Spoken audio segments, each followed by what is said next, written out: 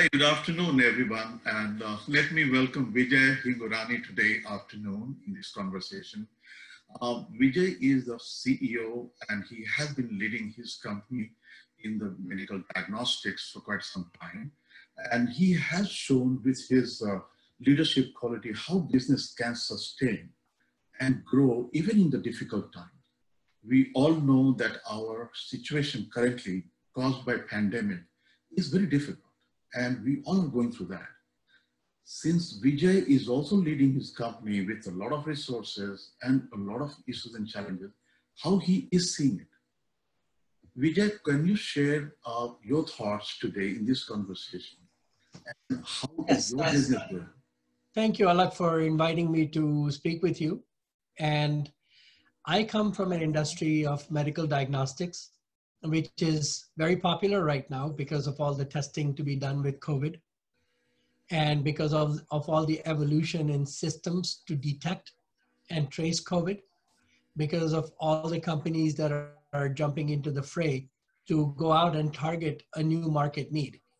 So it is very important that people jump from relying on old industrial type systems to more technology to gain actionable intelligence and use it to serve their customer base best. Excellent. And Vijay, I think you and I have talked a number of times, right? So customer is key for any business. And you agree with me that you also taking care of your key customers.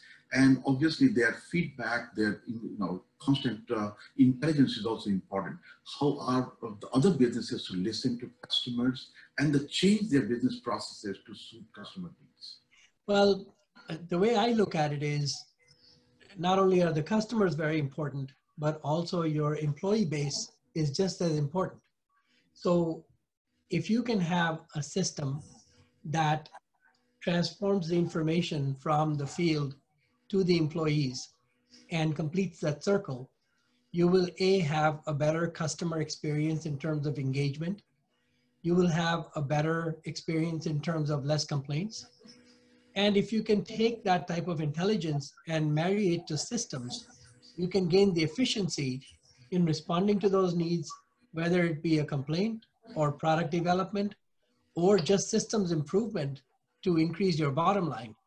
And that's where we're trying to use more and more systems to actionable intelligence that, the human factor has to be taken out when information flows so fast.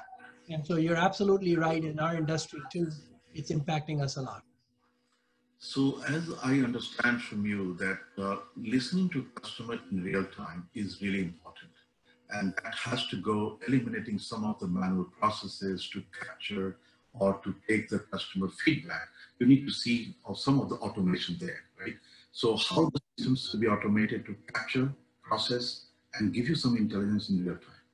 Yes, that and the employee engagement as well, because the customer feedback comes through from different sources. Hopefully it can be more streamlined through technology, through artificial intelligence, where they can be responded to in some way, shape, and form.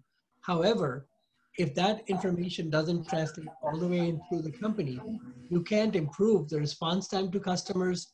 You can't improve your bottom line because you have to be able to tell what part of that information affects operations, what part of that information affects research and development, what part of that information impacts systems overall. So it's not a one dimension thing. It's a multi-dimension, multifaceted thing. Right. So the guidance what you're giving, Vijay, that it should be multi-dimensional aspect of listening to all those. So maybe on the manufacturing for the product improvement, maybe the sales process for the sales improvement, and also customers' demand in terms of what kind of services or product they're looking for. So all across, and the system, as you just alluded towards, artificial intelligence systems should do the magic. I'll give you an example. Yeah, sure. So COVID is at a very fast pace expanding throughout the world. We have customers who currently deal with us for bulk reagents. They send us their feedback and so on and so forth. But we try to get market feedback so that we can actually drive our customers into new product areas or new product development, new product discoveries.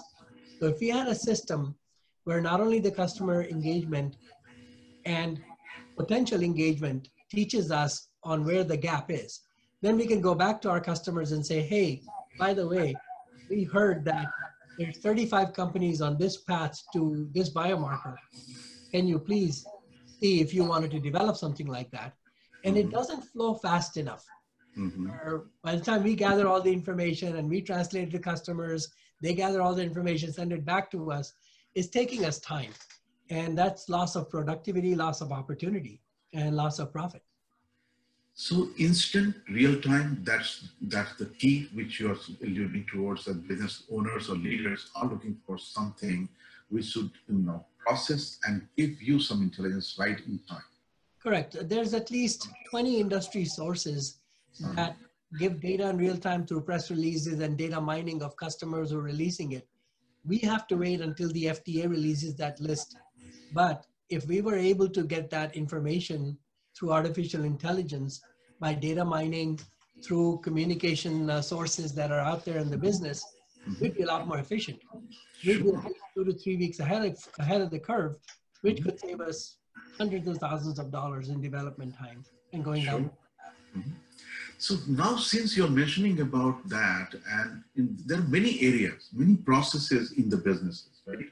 One can think of automating them, where less human intervention, less human involvement would be needed. Can you also share some light that which are the areas which you think in your field can be easily automated? So, of chatbot. Chatbot is the artificial intelligence system which can help you automate, right? And you have just seen that how chatbot is playing the role in terms of customer engagement on the web or on the retail or in your business of customer interaction, right? So many processes can be mapped to that. Right. And, I understand that in our business, which is bulk sales, business to business, maybe it's not so impactful to have a robot. We need to have a real life person, a technical response back. But once you have a product on the market and you're inundated with 5,000, 10,000 calls, then it's no longer a human voice that can answer every question. It has to be given to a chatbot that has to be programmed well to respond to the basic inquiries. Hey, I need a safety data sheet. Do you have an ISO clearance? And those type of things a chatbot could handle very easily. And that makes up about 50% of our inquiries. So in that, when I saw your system, it's really intriguing because it can help us gain productivity and shorten response times to customers.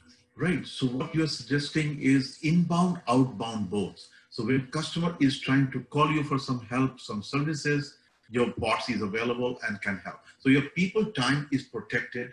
They can do some constructive job. Right. Without giving the customer an impression that they're not important. So yes. It has to be the proper type of response. But if there's some canned inquiries, rather than just putting them on the web and redirecting them to the web, if there's a bot that can be, okay, I'm here to help you, like when you try to buy a car. Yeah, right. And suddenly a chatbot comes in and starts to talk with you and then directs you to the right department. Right. So this conversational bot, which we are talking about, Vijay, is all about how intelligent the bot can be. The more and more data we feed into the system, more it becomes context-based conversation. Like you're familiar with Alexa. Hey Google, hey Alexa, turn off this light, turn off this, and you're getting used to that. The same thing if we enable on the conversational bot on your smart device, probably you'll get trained, you'll get tuned, and customer will also get trained without impacting on their personalization. Right. I travel a lot for business. I just came back from Maryland. I stayed at a nice Marriott there. And they've cut down their staff by more than 50% because their room occupancy is less than 10 or 15%. So they actually have one person at the front desk and you keep on leaving them messages. Ultimately, you go and break into the towel room and get your own towels. So if they had a bot like that, if they had a bot like that for the car rental, if they had a bot like that for many different industries, it would make a life a lot easier, at least during these pandemic times. But I think it could also become way of life past the pandemic issues. So those are good for the hospitality industries and such. And this is going to come across industries. Hospitality is obviously, taking the brunt of it, and they're suffering right now. But other industries as well, because airlines will also be looking at that. Banks are looking for, because banks branches are closed down. And since online is the way forward, we are thinking of that how bot can really be part of our life. Yeah, it can be. And in our industry, for example, diagnostic testing services, you have a COVID result, you went out and gave a swab or you gave a blood sample, and it goes into the abyss. And 14 days later, you're hearing back from them, and by now your quarantine's already over.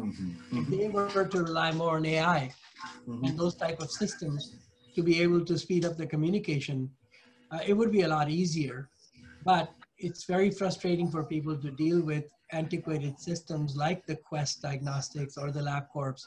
And hopefully you can get into those type of industries and be able to get customer response times. Because right now, I think if you had to rate them, they would probably rate at a D or an F for their response times. So you're right, absolutely right in that. Right. Okay, the last thing I want to touch upon, since you have been managing your company for quite some time now, and you have also seen quarter on quarter your business productivity, business profitability. So there are two ways to maintain your profitability, right? One is to grow the sales revenue. And the second one, when market is down, you have to control your cost. How effectively you suggest that one should be doing on the helm of business leadership? So in that, the bot won't help, right? In that, you have to really go back down to basics of business, including automation, including employee training, including things like more effective and actionable market intelligence and customer communications. So in some portions of that, you could employ some AI type systems. For example, in manufacturing resource planning, when materials are needed, when you need to buy new equipment, when the quality control checks are due. Those type of things from an operations side could actually increase productivity and lead to less downtime. But at the end of the day, those have to be intertwined with the human systems who can learn to use them to gain more profit, more productivity, and also to cause less delays in terms of shipping. So we're focusing on all of those in terms of making our company more productive. Because if business stays the way it is, where some industries are not even doing business, we need to become more productive in our current systems to be able to respond to market needs. So as I see it, that since, as you know, Centriqe is offering AI ready, AI powered 3 systems. One is basically looking at the customer engagement through communication and response, where you're listening to the customer, and also automating the task of communication. The second one, which you also saw, that how we can automate the processes through chatbot, those are intelligent processes. And the last one we saw is Profit Edge, which provides you also the profitability control with the help of artificial intelligence data, which is coming in together. Now, having all seen that, what is the message you like to communicate to the company leaders or business leaders? Whether this technology coming in will be scaring them that, hey, this technology will replace the humans and they'll be worried about that, or what is the message you like to give? Well, I always tell people, don't let your competition obsolete you. And those who become smarter, more efficient, use of technology is intertwined in our life, from watches to phones to everything. So no sense getting scared of it. Just use it as a more productive tool. Tune your business to intertwine themselves with technology and gain more productivity. There's no harm in doing that. But if you're scared of technology, you're going to be obsolete. That's the first message. The second thing is, if you don't understand technology, let some of the AI things help you get there, and consult with people who know. But I think it's a part of our life now, and you can't escape it. If you don't evolve in that, you're probably going to go out of business in 5-10 years. Excellent, Vijay. So the message you have given is, embrace technology before you get obsolete.